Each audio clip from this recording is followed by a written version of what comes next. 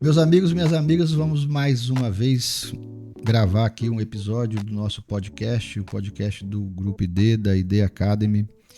Mais uma vez a gente vai tentar trazer para vocês aqui conhecimento, orientação, diagnósticos, soluções que são ofertados pelos nossos convidados, que são pessoas efetivamente testadas pelo mercado, né? Acho que talvez o nosso desafio através desse projeto que a gente está desenvolvendo aqui no Grupo ID é fazer com que você tenha acesso ao conhecimento e à sabedoria e às experiências de profissionais que já passaram pelo mercado, estão no mercado há muitos anos. Tudo isso com um intuito, né? Nosso objetivo é proporcionar aos pais e mães que estão iniciando aí o processo de sucessão, aos herdeiros que estão começando a viver esse processo de sucessão, é trazer para essas pessoas algumas informações que podem ajudar na tomada de decisão, né?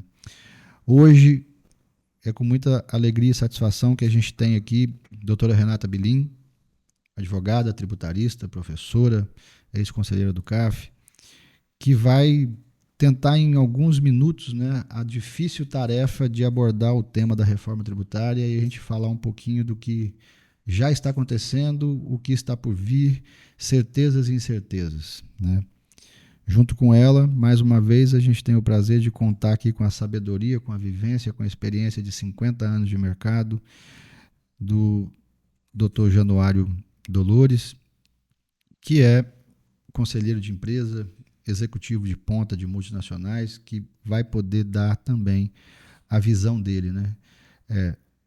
O que a legislação está propondo, e aí a visão da doutora Renata vai nos ajudar a entender um pouco disso, com uma característica importante, né? Porque a doutora Renata não é só advogada, também é empresária, né? Então é a visão do advogado que conhece a legislação, da pessoa que atuou no CARF, entendendo as dificuldades dos empresários, dos jogadores, mas também é empresária, né? E do lado do Januário, uma pessoa que está aí auxiliando acionistas, auxiliando herdeiros, auxiliando empresários que estão vivendo um momento de sucessão na linha de frente, né? Como executivo, como operador, né? Como orientador, ora executando o dia a dia da operação e ora aconselhando, orientando e dando treinamento. Muito obrigado, doutora Renata, por estar aqui. Muito obrigado, Januário, por estar aqui. E aí vamos começar com a pergunta de ouro, né? O que é a reforma tributária, doutora Renata? Bom, mais uma vez, obrigada por estar aqui e contribuir com esse teu projeto, que eu sei que já é sucesso absoluto na Obrigado. orientação dos herdeiros ou daqueles que pretendem planejar a sua sucessão com eficiência. Mas seja na herança, seja na empresa, seja na vida, a reforma tributária ela está aí e ela pode pegar os incautos, né? Aqueles que teoricamente não estão preparados ou acham que ainda é uma lenda e que a coisa não vai acontecer. A emenda constitucional que trouxe o projeto de reforma tributária, ela veio em 2023 e está projetada para iniciar com a CBS, que é a contribuição de bem e serviço, agora 1º de janeiro de 2027. E o que me alarma é a quantidade de empresas que não está preparada para isso, seja ela em que porte for. Desde o pequeno, que acha que não precisa, mas precisa, até o grande, que me parece que já fizeram, mas ainda parece que estão ali patinando no negócio. A reforma tributária, ela, teoricamente, ela deveria vir para criar mais justiça fiscal, né, na criação de padrões tributários para renda e consumo de forma eficiente. Né? A tributação no Brasil hoje, comparada a alguns países do mundo, ela tributa muito mais o consumo do que a renda. Isso faz com que haja uma certa disparidade dentro do nosso ordenamento jurídico, em que pessoas que teoricamente ganham menos acabem pagando mais. O que é o consumo? Você vai lá na padaria e compra um litro de leite. Seja eu, você, um funcionário que vá lá e compre aquele litro de leite, ele vai pagar exatamente a mesma coisa.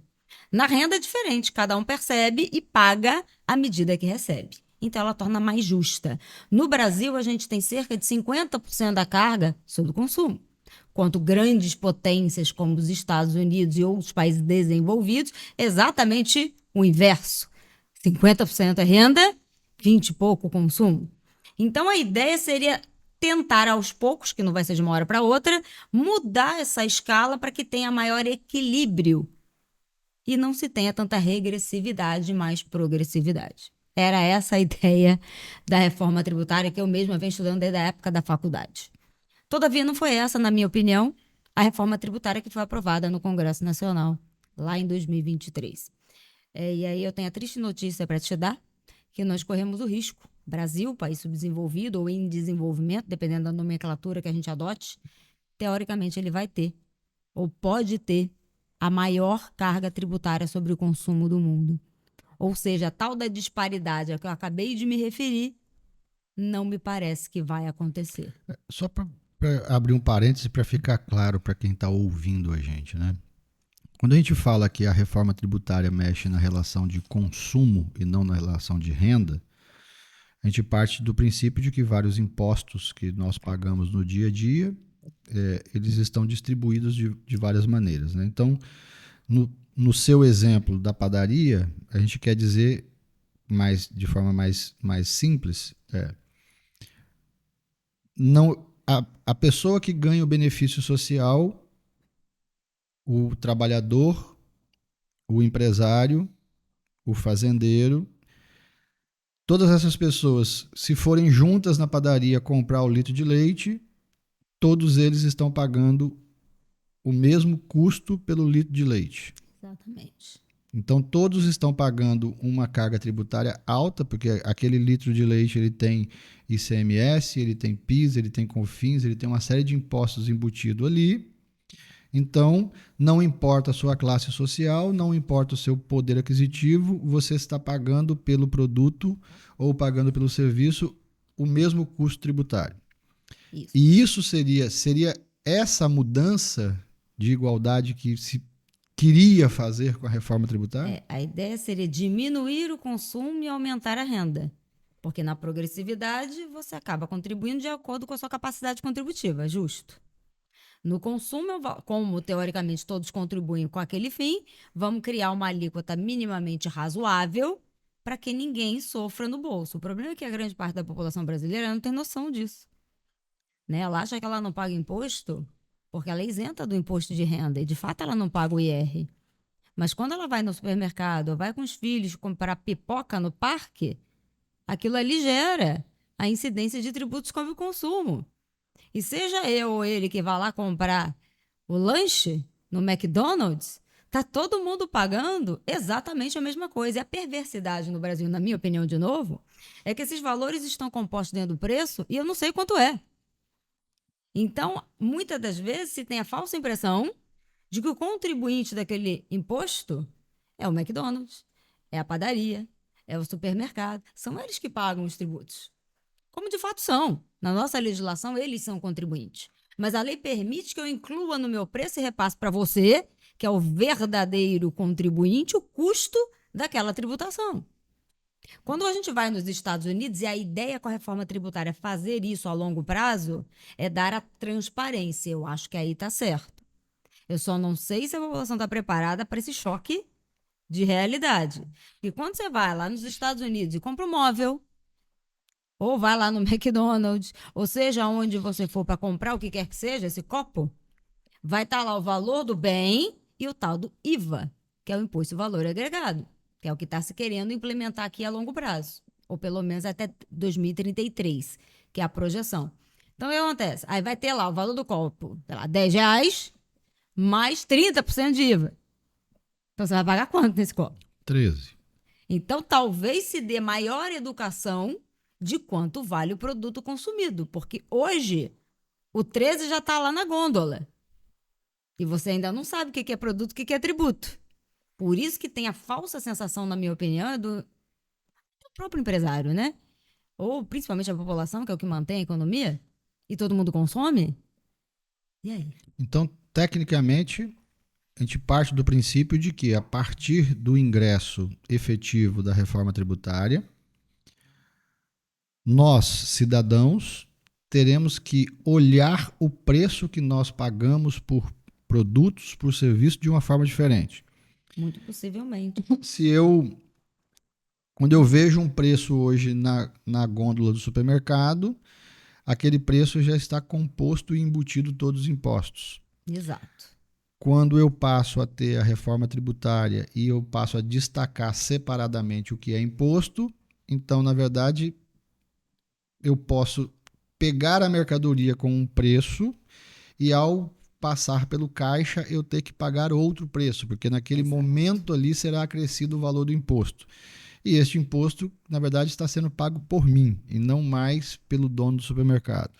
Na verdade, ele sempre foi pago por você. Sim. Só que de uma forma, dentro do preço, sem tanta transparência, e a hora tá ali realmente destacado. Então, Talvez te dê maior transparência fiscal, o que é bom, na minha opinião. sim. Bom, enfim, vamos ver o que vai Em termos de choque de realidade, o brasileiro vai descobrir que quando ele compra um carro por 100 mil reais, na verdade o carro custa 40. É isso. Que ele compra um litro de leite por 5 reais, o litro de leite custaria 3. Ele vai começar a enxergar isso. Vai começar a enxergar isso de forma mais pontual. E talvez com a clareza, porque a educação liberta, na minha opinião. Quando você tem clareza do que de fato acontece, talvez algumas mudanças estruturais aconteçam também. Mas isso não depende de mim nem de você. Depende da vontade daqueles que a gente elege para colocar no Congresso Nacional. Porque quem aprova a lei não é o presidente, é só o último voto. É o senador, é o deputado, os dois juntos, depois de um ping-pong danado, até sair a norma, e a sanção do presidente, que também, se não quiser, não aprova. É claro que justificadamente. Então, a gente vive um jogo político muito grande, né? Porque, infelizmente, aí é a minha opinião mais uma vez, quando você está dentro de uma empresa e ela sofre por alguma dificuldade e eu preciso de dinheiro ou cortar custo, que você tem empresa, você sabe, a gente muda fornecedor, talvez tenha que demitir algum funcionário para enxugar o custo e sobreviver. O governo, eu tenho a impressão de que, ao invés dele fazer isso, que, na minha opinião, uma reforma tributária ela deveria vir depois de uma reforma estrutural, porque na minha cabeça não cabe um político ter mais de 15 cargos comissionados. Na minha opinião, de novo, estou falando a minha opinião. Não faz sentido isso. Auxílio terno, auxílio moradia, auxílio não sei o quê. Se nenhum de nós aqui... Você tem auxílio para isso tudo quando você muda de estado? Como um grande executivo de uma empresa, mal comparando, mas está no mesmo patamar? Então, acho que em nenhum lugar do mundo é assim. Os países nórdicos, ou mesmo no direito norte-americano, se a gente quer copiar, vamos copiar as coisas boas também. Vamos dar maior moralidade. Então, a reforma tributária ela deveria vir no segundo momento. Não que vá melhorar a reforma estrutural, ela melhora em certa medida. E aí eu tiro do particular mais ainda depois de eu ter feito o meu dever de casa para correr atrás de dinheiro. Só que ao invés de fazer isso, o que faz? O que é mais fácil? Ao frigir dos ovos, aumentar dividendos no final do ano passado? Aumentar a tributação do lucro presumido? Aí nós estamos falando de imposto de renda. De imposto de renda. Que embora não seja reforma tributária, e se a ideia era aumentar a renda e diminuir o consumo, não é o que está acontecendo. Você vai ter um aumento de renda e aumento de consumo. E o empresário que pode vai embora. Aí você perde capital, aí gera recessão, os juros crescem. Pensando pela ótica de que a reforma tributária hoje, né, a transformação que a gente começa a viver neste ano de 26 e vamos chegar ao final somente em 2033, né? Se essa projeção se mantiver... Né? Pensando por essa ótica, a gente está, neste momento, alterando a estrutura de cobrança de impostos do ISS, que é o Imposto sobre Serviço que o município cobra, do IPI, que é o imposto que a indústria paga para produzir, do ICMS, que todos nós pagamos, que o Estado cobra sobre a compra e venda de mercadoria, o transporte de carga e outros serviços, o PIS e o COFINS, que é a contribuição social.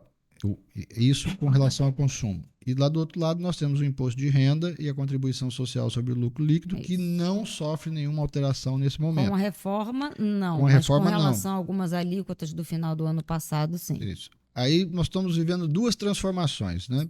Então eu posso chamar de reforma tributária declarada e divulgada e reforma tributária silenciosa e não declarada, né? A silenciosa apresentada para a população como um projeto de político partidário de distinção, separando quem ganha mais de quem ganha menos, e é uma reforma tributária que aplica-se para todo mundo de uma forma geral. Pronto. Então, nós temos, no final do ano, a publicação de uma lei que passa a instituir o imposto de renda mínimo Isso. e que traz para o empresário uma primeira dor emocional a ser rompida.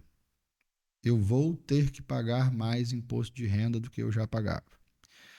Aí, em janeiro, eu venho com uma outra lei que muda a base de cálculo do lucro presumido e obriga o empresário a novamente pagar mais imposto de renda e contribuição social.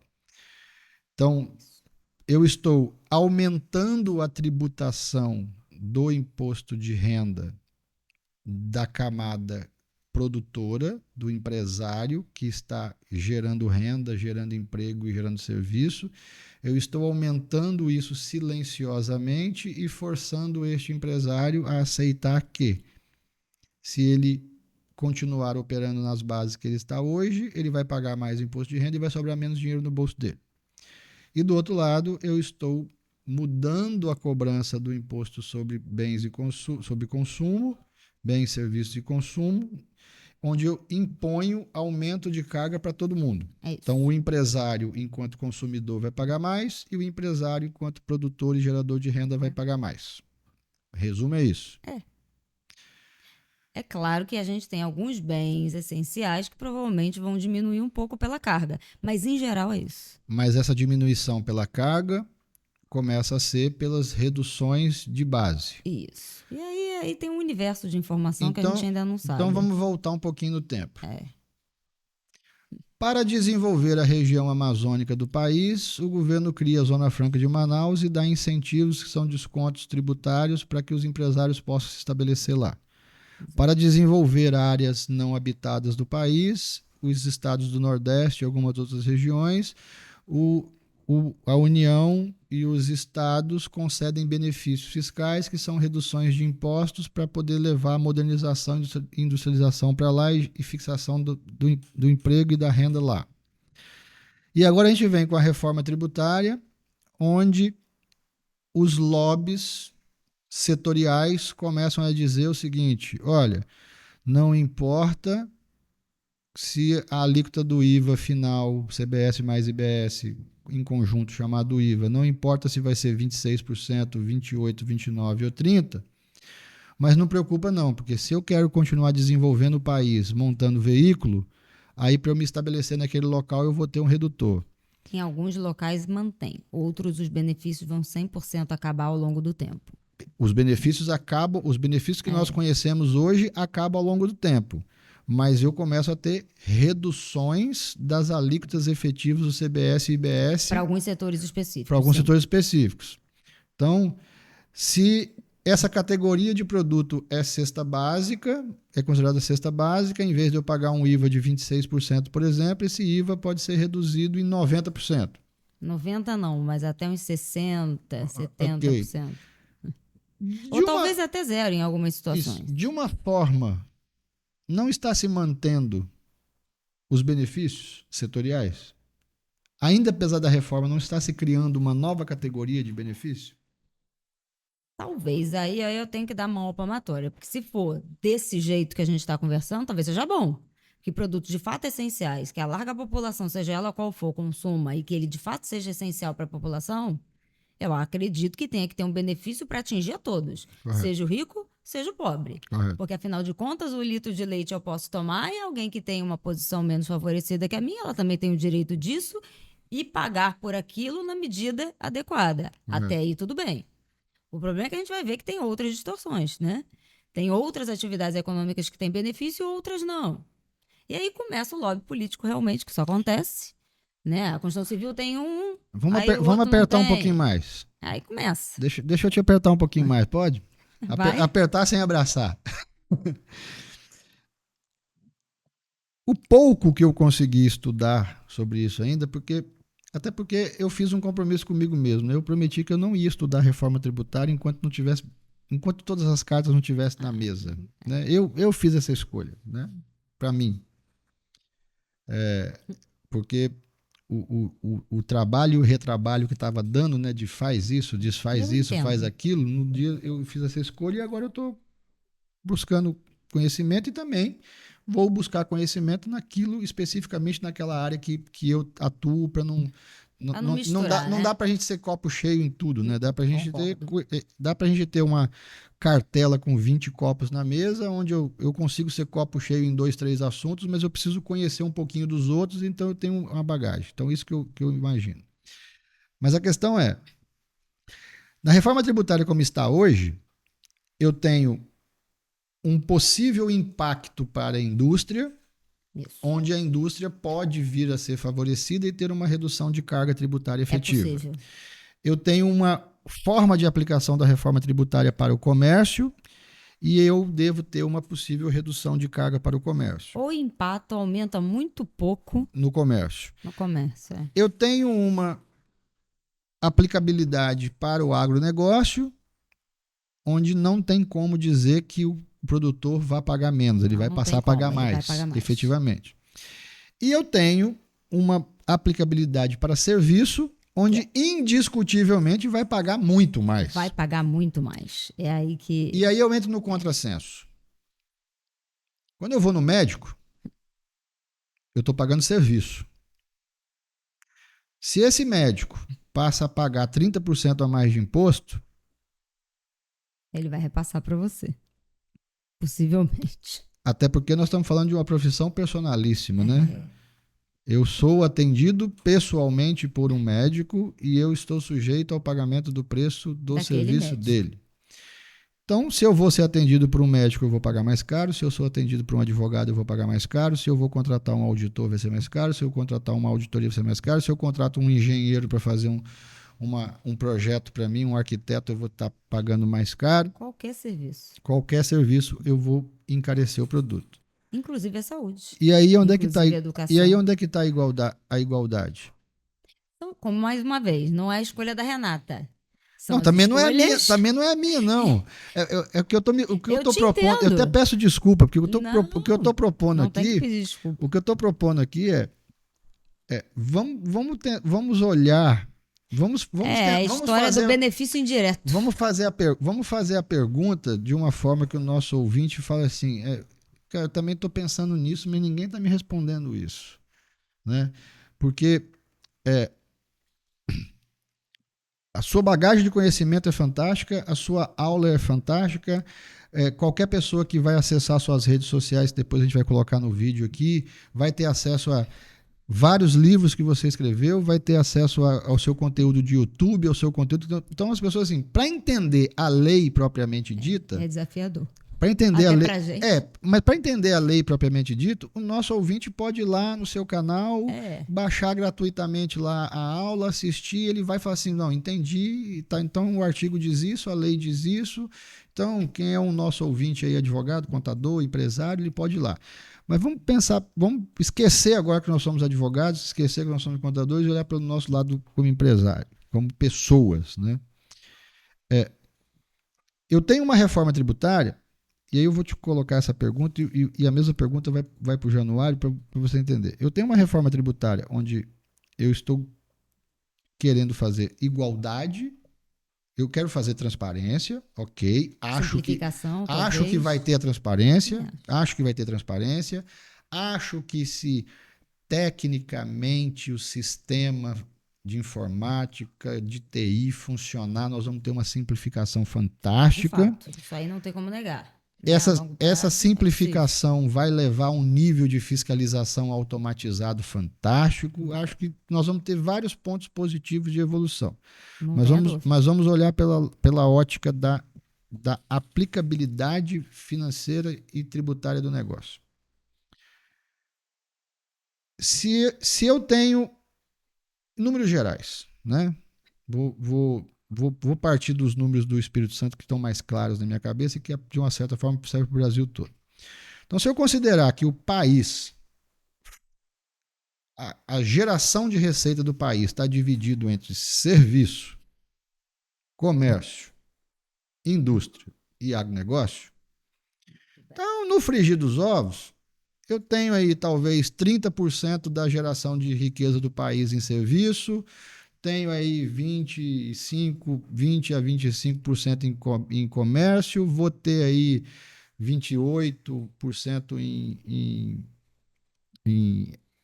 24% em indústria hoje, que caiu um pouco, e vou ter 30% em agronegócio.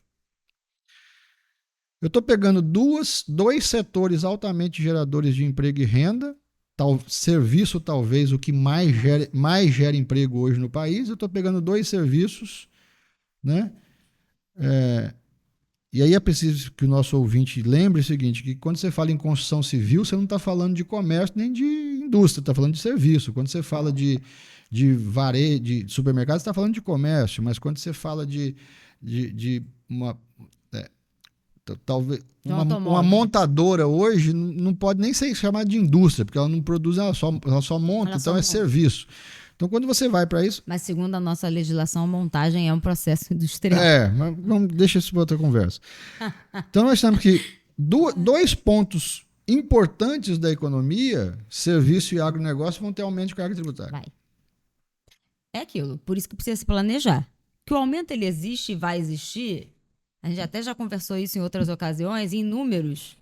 Tá lá. A questão é que antes, para o lucro presumido, eu não tinha créditos. Vamos pegar o PIS e a COFINS para exemplificar, que começa em vigor já o ano que vem. Empresas do lucro presumido, seja do agro, PJ, né? Não estou falando do rural, pessoa física. Ou uma prestadora de serviço do lucro presumido, como as nossas empresas, por exemplo, eu tenho uma carga de PIS e a COFINS juntos de 365. Correto. No futuro muito próximo, o PIS e a COFINS termina, nasce a contribuição de bens e serviços, que vai ter uma alíquota única que vai incidir sobre as operações. Que a projeção disso é cerca de 8,8% a 12%. Eu não tenho esse número ainda, porque a lei ainda não existe. Eu estou falando de 365, que vai saltar para quanto? 8,8%, quem sabe é 12%. Então não precisa fazer muita conta, você já viu que aumentou. Aí vem a lei te dá direito ao crédito. Crédito de quê? Do que é relevante e necessário para a sua operação. Totalmente subjetivo. Além de ser subjetivo, para que uma empresa prestadora de serviços ela exista, ela não tem tantas atividades necessárias e relevantes como o supermercado ou como o setor industrial. Então, a quantidade de custos que poderão ser dedutíveis da minha base não são tão grandes assim para justificar um salto de tributação de quase 5 vezes o valor que eu pagava antes. É claro que alguns setores terão redutores, como a construção civil, a educação, a saúde. Vamos pegar a saúde.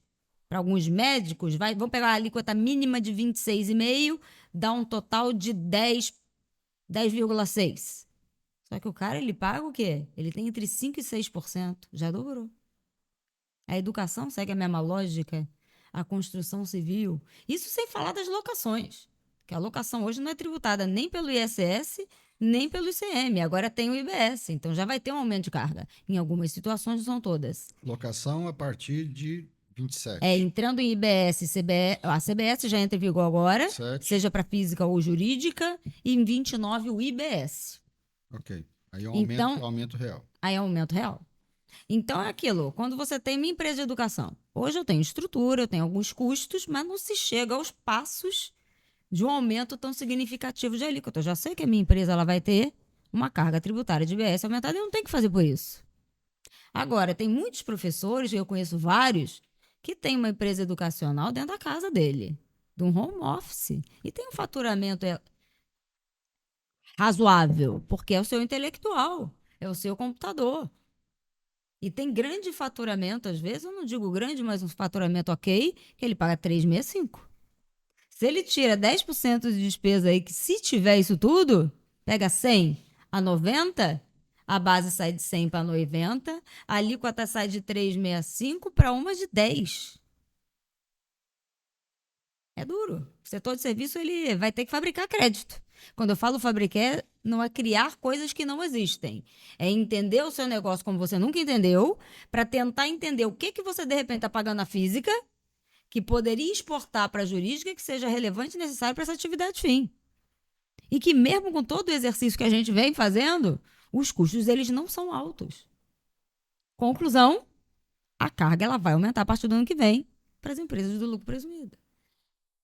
E, aliás, a conformidade das empresas do lucro presumido que hoje não faz essa conta porque não precisa, Ela precisa começar agora, para quando chegar o começo do ano que vem, a contabilidade está preparada para pagar mais, ok, mas pagar o real, não pela falta de organização. Até se organizar, o custo vai ficar caro para o seu bolso. É. Januário, pensando por essa ótica aqui esse, esse, esse aperto, né, que eu dei sem querer na Renata para a gente poder estressar um pouco o assunto. As empresas hoje, de tudo que você vive profissionalmente e conversa com as pessoas, as empresas hoje elas estão atentas à necessidade de revisão de processo, à necessidade de reformulação de processo, à necessidade de rever todos os seus custos e tudo, né? Pegando especificamente a área da construção civil, né? O que eu vejo hoje? A, a construção civil ela depende de muito capital, ela tem que ser financiada intensivamente, né? Então o incorporador, o construtor, o desenvolvedor imobiliário, ou ele busca essa capitalização via sistema financeiro, ou ele busca essa capitalização através de parceiros, de investidores que vão colocar ali. Então você começa a vir numa relação onde você tem um grupo de investidores que acreditou num projeto, acreditou numa obra que está sendo desenvolvida, que começou lá em 2023 e que essa obra vai ser concluída agora em 27, 28. A margem de rentabilidade de custo que foi projetada lá atrás não contemplava esse aumento que vai ter agora. Então, provavelmente as empresas vão ter uma redução de liquidez e essa redução de liquidez vai ter que ser informada a esse investidor. E talvez essa redução de liquidez possa cair ainda mais porque o custo do financiamento bancário aumentou, além da questão dos juros, ele aumentou pela questão da própria tributação.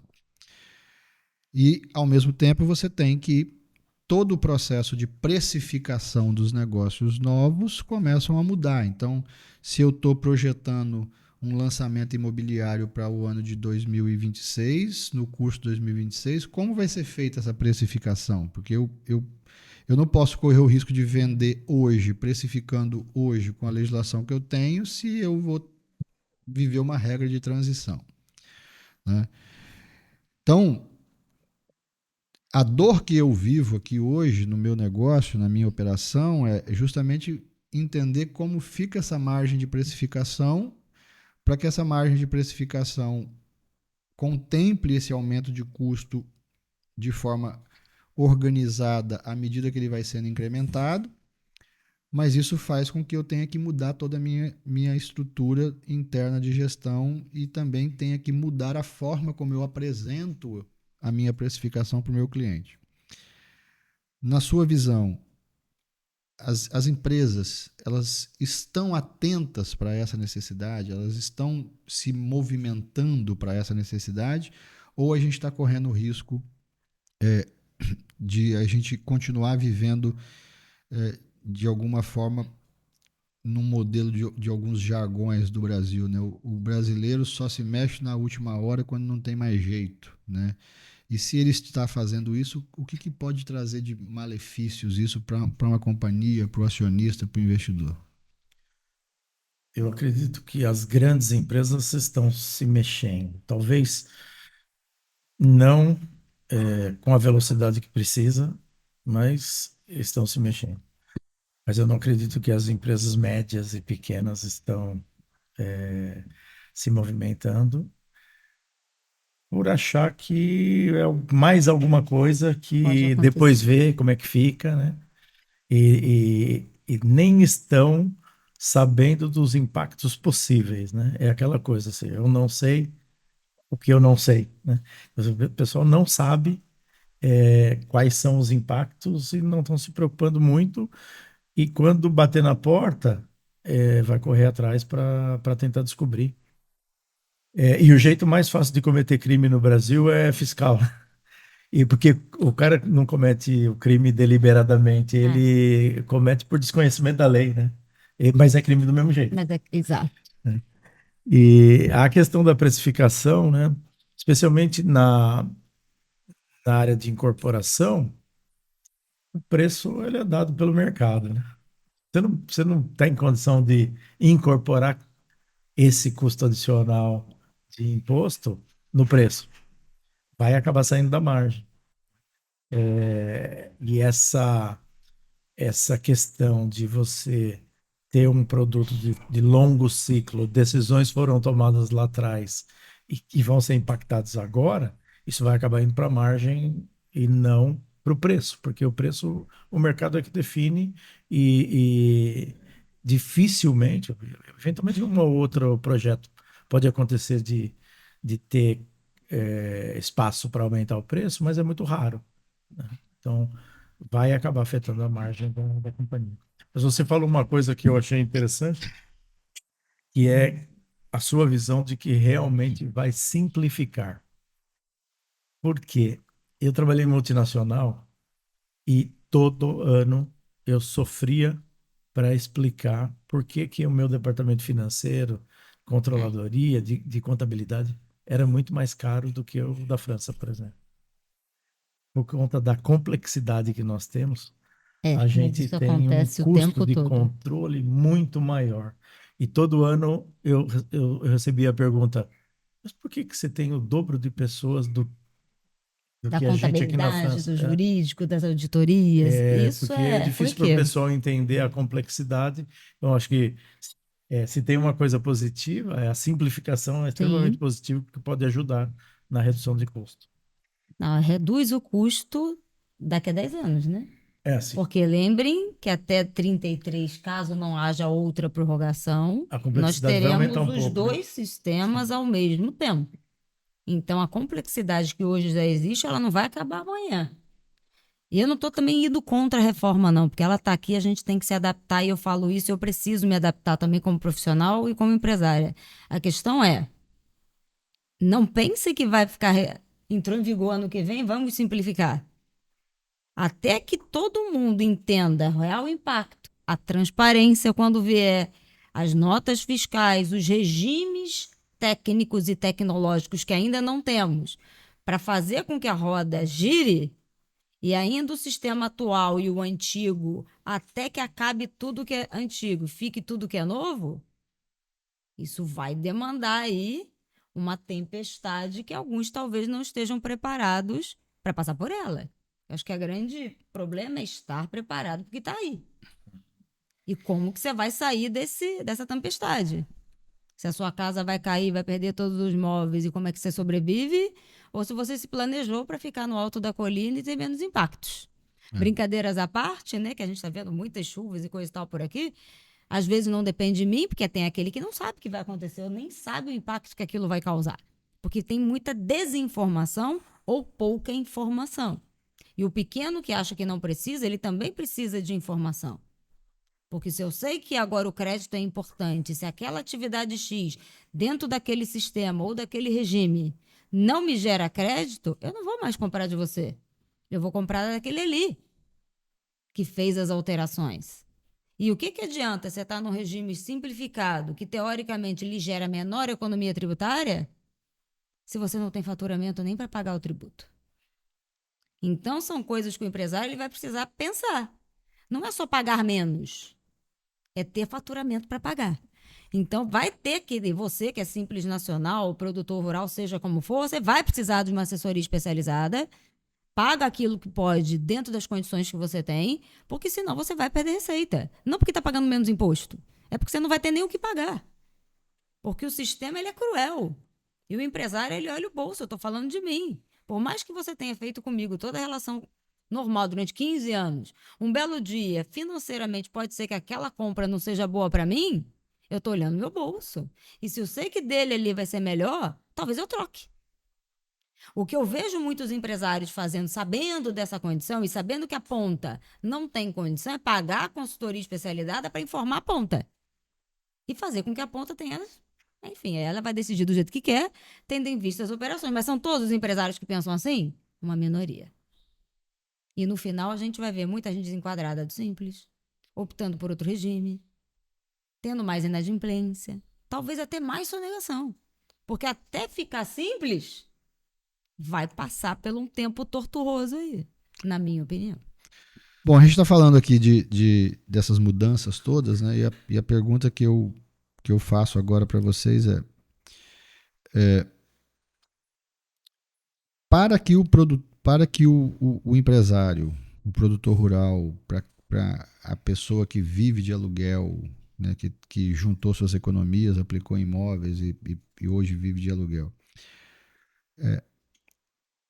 o que essa pessoa precisa começar a fazer para ela poder se preparar para a transição? Porque eu acho que, na minha visão, e essa é a minha opinião, a reforma tributária ela traz um peso emocional muito grande, né?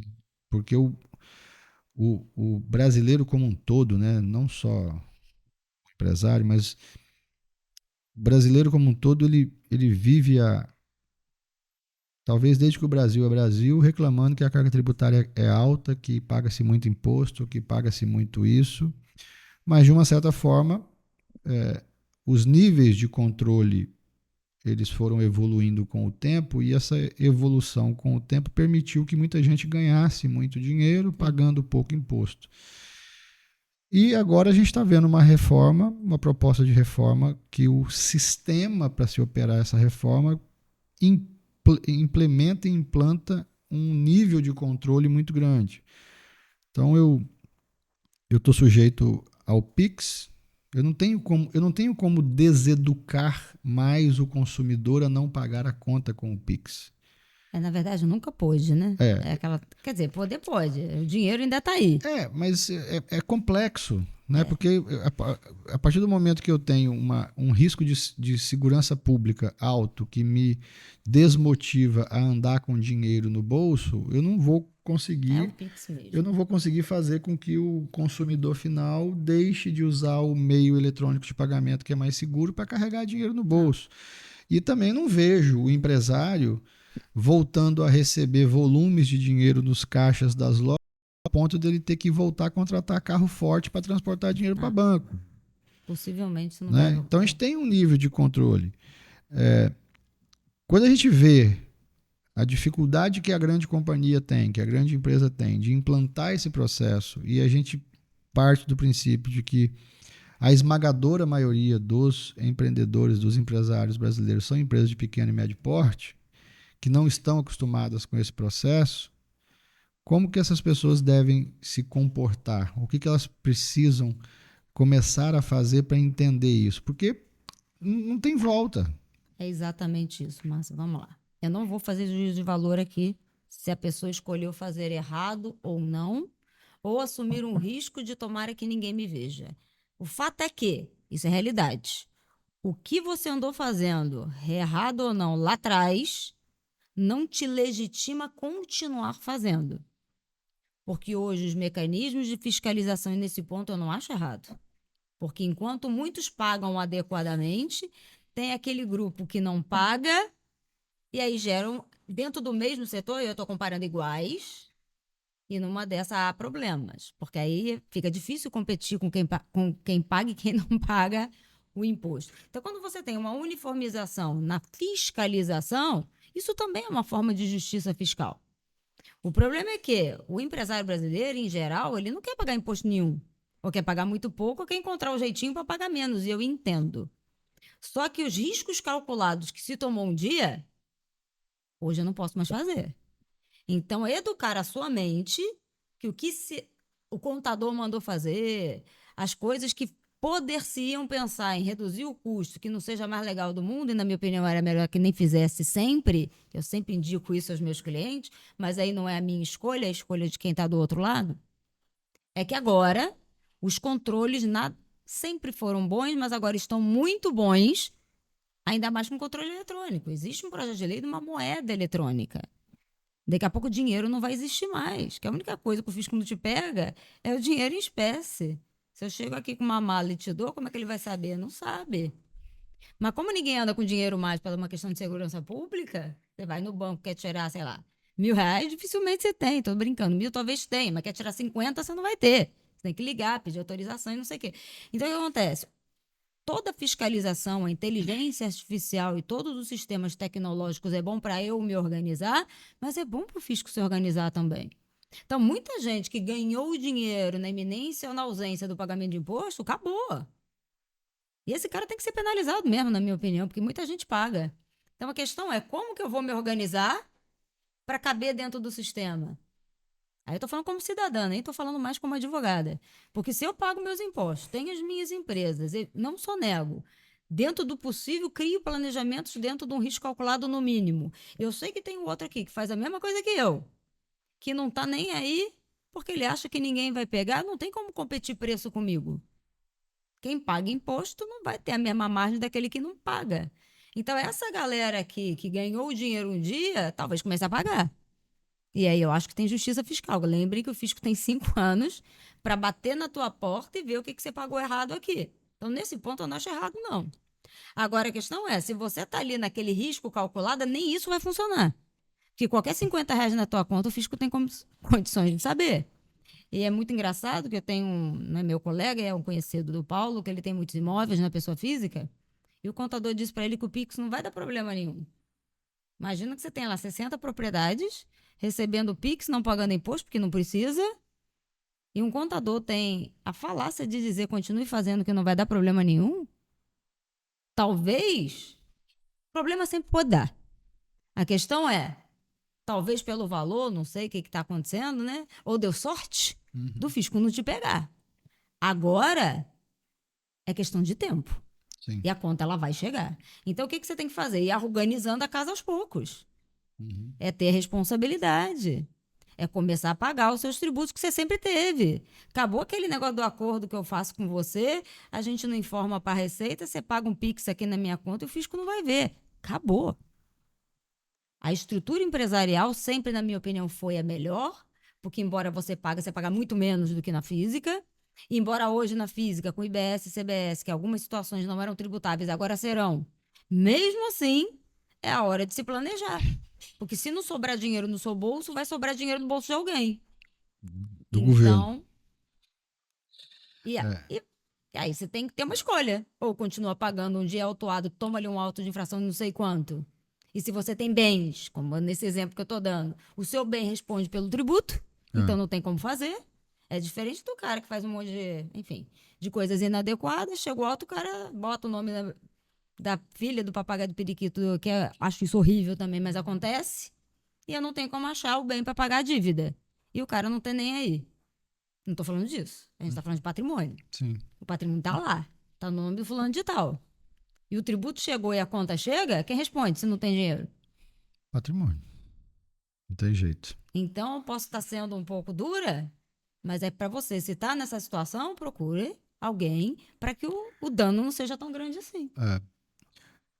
Januário, a gente tem Ficou claro? Sim, para mim ficou. Espero que o nosso ouvinte também. Januário, a gente tem ouvido muito, né? Principalmente vindo dos meios da internet,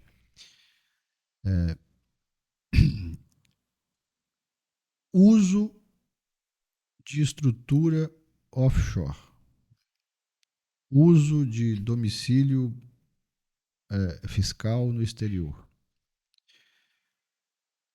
Então hoje, seja pelo prisma do gestor de investimento, é cada dia mais comum as casas bancárias e as casas de investimento virar para os seus clientes e falar assim: manda uma parte do seu recurso para fora do país, abre uma empresa offshore para você estar lá. Então, pelo lado de quem opera e quem trabalha com sucessão familiar, é a mesma coisa, cria uma estrutura fora e tudo. Agora no Brasil, a moda é Paraguai, né? Vamos para o Paraguai, não vamos para o Paraguai, vamos fazer isso aqui e tal. Você, enquanto executivo, trabalhou muitos anos com companhias transnacionais, companhias internacionais. Então, conviver com essa relação de empresa offshore, né? Porque empresa offshore é aquela que tem sede em outro país. Não distingue nada, né? No O Brasil, objetivo no Brasil, muda, muito né? tempo achou que empresa offshore era para bicheiro, político, bandido, não sei o que lá, mas empresa offshore é uma empresa fora do país. Então, se você tem uma Ponto. empresa nos Estados Unidos, essa empresa, para a legislação brasileira, ela é offshore porque é sediada lá e está sujeita à legislação lá. Então, você, enquanto executivo de companhia transnacional, você conviveu no dia a dia com essa relação de manda dinheiro para lá, traz dinheiro para cá, faz investimento aqui, faz isso aqui, tem que devolver o lucro para fora, essa movimentação.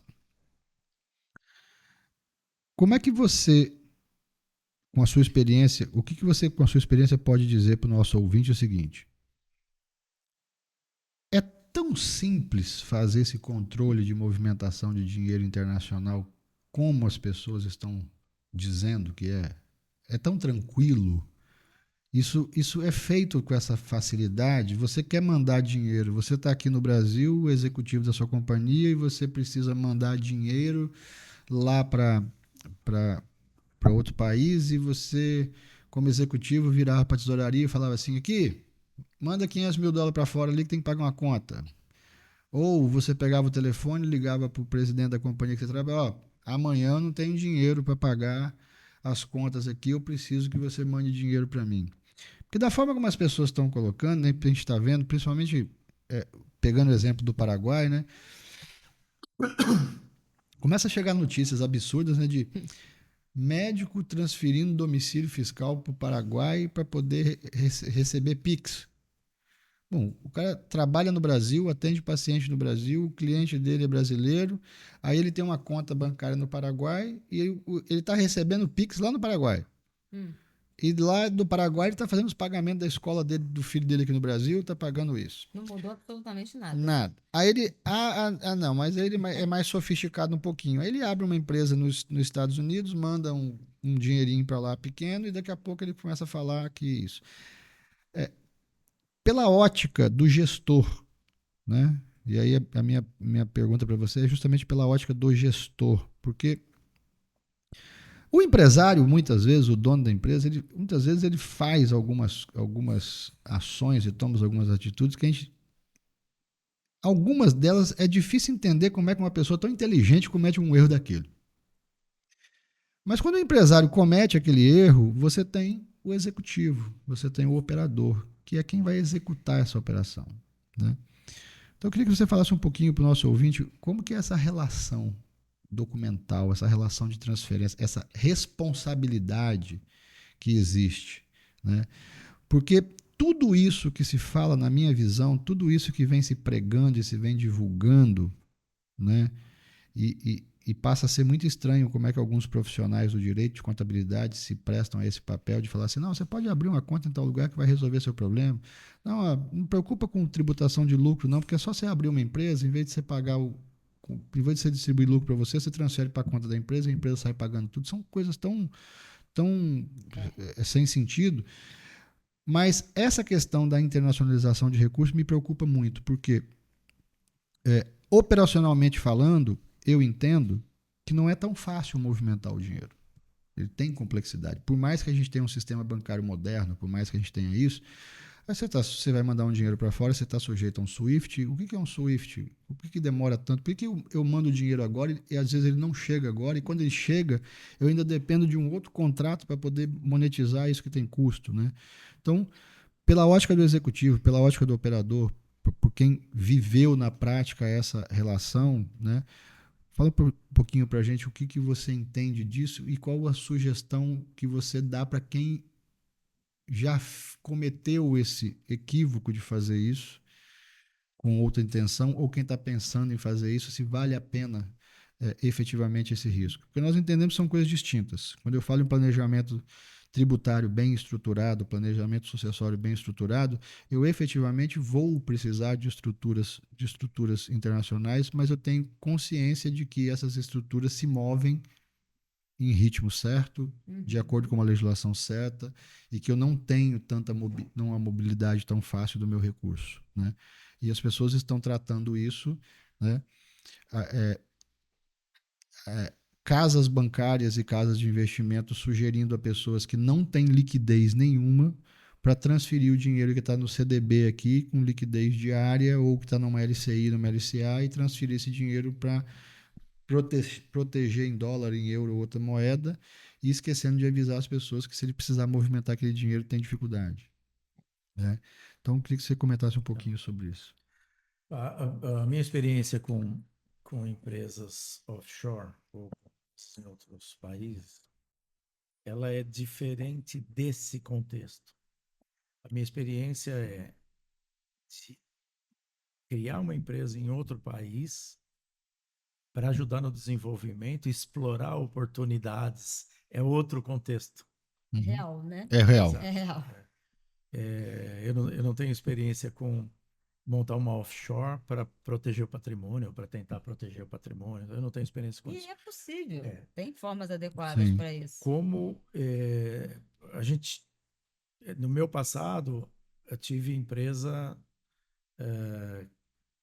na América do Sul, eu diria quase que na América Latina toda, mas com a ótica de explorar oportunidades de desenvolvimento do outro país. E aí você tem estruturas que estão acostumadas a essa movimentação de dinheiro para capitalização aqui, ou busca dinheiro na matriz. Mas a ótica é diferente, né? Então eu não consigo. é, eu não tenho uma visão clara sobre essa movimentação toda que o pessoal Mas está o fazendo. controle documental disso é rígido. É rígido, muito rígido. Né? Então, Eu posso te responder isso. É rígido, é tudo controlado pelo Banco Central. Tirar dinheiro do país não é simples. Abrir uma conta fora em qualquer país não é fácil. Hoje, com as regras de compliance, se pega muito na origem do dinheiro. Se você não tem uma renda efetivamente comprovada, e mesmo para quem tem, é um parto você abrir conta fora. sim. E quando você traz de volta é acréscimo patrimonial, existe o IOF no câmbio, existe uma série de outros tributos e não é imediato. Igual, como você falou, LCI, CDB, você bota lá que é na tua conta hoje mesmo. Você paga os tributos de uma vez. Então, isso funciona para muitas atividades, isso funciona para grandes investimentos, mas não é para o pequeno, na minha opinião. Porque ele talvez tenha uma tributação até maior do que se ele tivesse aqui fazendo o que dá para fazer. Sim. Então, eu acho que o que o coleguinha fez talvez não seja bom para você. A gente tem que entender a realidade de cada indivíduo, de cada família, de cada empresa e dar a ela o que ela precisa nas condições que ela tem. Não é porque o colega fez ou que a empresa de PTO fez e que é parecido com o seu, funciona. Porque talvez o risco que o outro queira correr, você não quer. Ou, como você falou, né? Coloca lá a empresa lá do médico, lá a conta bancária, recebe tudo lá, como se o governo brasileiro não fosse saber do que está movimentando se você reside aqui. Então, Ainda mais no Mercosul, né? Que tem então, me desculpe. tratado de cooperação fiscal, financeira, bancária. E tem as regras do passaporte, tem as regras dos 183 dias, tem um monte de regra internacional que você tem que cumprir quando você diz que de fato tem uma residência num outro local. E o fato de ter residência lá, tendo patrimônio aqui, também não quer dizer que você não vai pagar tributo no Brasil. Só existe um único jeito de você não pagar tributo no Brasil.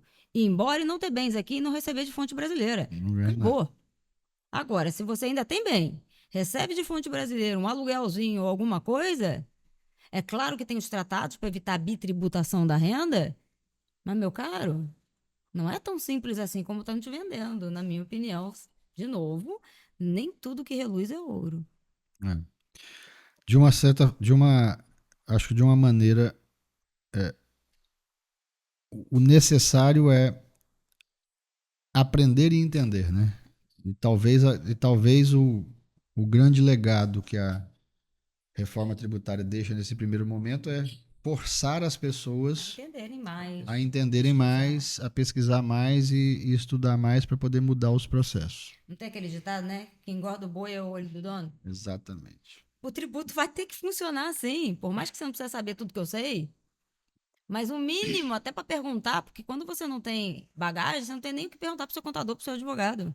É igual quando eu vou num médico com uma dor não sei aonde, e a criatura me manda tomar um remédio. Eu vou tomar, não sei. Agora, hoje a gente tem o Dr. Google, a gente tem o ChatGPT, então você já chega no médico com um monte de pergunta para fazer, que você se informou. Com tributo não é muito diferente, não, mas só cuidado, Porque assim como o diagnóstico do GPT pode vir errado, o diagnóstico tributário também pode. Mas minimamente você tem vídeo no YouTube, você tem uma série de informações ou desinformações que você já vai chegar na frente de um profissional com o mínimo de pergunta para fazer. Agora, se nem esse dever de casa você quer fazer, talvez seu negócio seja em risco por uma opinião inadequada de uma pergunta que você não sabe fazer. Januário, para a gente encerrar, qual a sugestão e recomendação que você deixa para o nosso ouvinte para esse momento de transição que a reforma tributária exige? Eu acho que as empresas têm que procurar ajuda. O sistema é complexo. Não acredite que o contador da tua empresa vai estar totalmente atualizado. Ele tem pessoas especializadas, como a doutora Renata e outras empresas, que vêm estudando. Ninguém sabe tudo, porque muda toda hora aparece alguma coisa nova. Então, é fundamental buscar a ajuda de quem é especialista no assunto. Doutora Renata, seu recado para o nosso ouvinte, para ele aceitar a reforma tributária e... Como eu brinco, né? Tem coisas na vida que não são opções. Elas estão aí, então aceita que dói menos. O negócio está aí. Então busque conhecimento adequado de pessoas que você, não só confiança, porque nem sempre aquela pessoa com a qual você confia é a que detém o melhor conhecimento que você tem. Nem que una as pontas, né? O cara da confiança é alguém indicado por ele que conheça mais do que você sobre um assunto que você precisa. Então é hora de se planejar, que o que te trouxe até aqui talvez não te leve para o próximo nível. E na minha opinião, como empresária, eu acho muito temerário eu colocar em jogo tudo que eu construí por ser dor de cabeça demais ou por ser cabeça dura demais de não querer enfrentar a realidade. Ou querer insistir nas mesmas coisas que eu fiz até aqui. Porque resultados diferentes, dinheiro, prosperidade, é ajuste de rota. E a gente precisa estar, a gente está nesse momento, a gente está no mês de finalzinho de fevereiro de 2026. Então, você que ainda não se preocupou, querendo ou não, você está sendo privilegiado de estar ouvindo isso agora. Porque você ainda tem tempo de tentar organizar a casa para que lá no futuro o dano seja menor. E quem sabe você consiga vender lenços e não chorar como a maioria vai fazer. Com certeza. A minha dica para você que nos ouve. Bom, mais uma vez, muito obrigado, doutora Renata, por ter participado desse nosso podcast. Muito obrigado, Januário, por ter participado desse nosso podcast. O assunto merece mais 50 episódios só esse ano e outros tantos para o próximo ano, porque é um desafio que todo mundo vai ter que passar e não tem como superar. Para você que nos acompanhou nesse podcast, espero que as informações possam ajudar na sua tomada de decisão. Gostou do conteúdo? Segue a gente nas redes sociais.